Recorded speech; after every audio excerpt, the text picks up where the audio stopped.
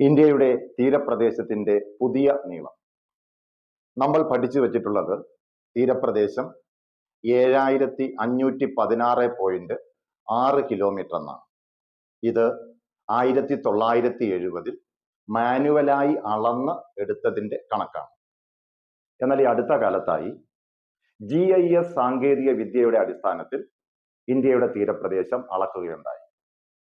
അതിന്റെ അടിസ്ഥാനത്തിൽ പുതിയ കണക്ക്, ഇന്ത്യയുടെ തീരം 11,098.81 കിലോമീറ്റർ. അപ്പൊ ഇന്ത്യയുടെ പുതിയ തീരപ്രദേശത്തിന്റെ നീളം 11,098.81 കിലോമീറ്റർ. അപ്പൊ കേരളത്തിന്റെ തീരപ്രദേശത്തിന്റെ നീളത്തിലും വ്യത്യാസം വന്നിട്ടുണ്ട്.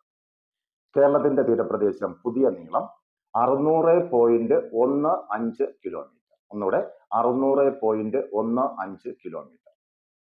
ഏറ്റവും കൂടുതൽ തീരപ്രദേശമുള്ള സംസ്ഥാനം ഗുജറാത്ത് തന്നെയാണ്.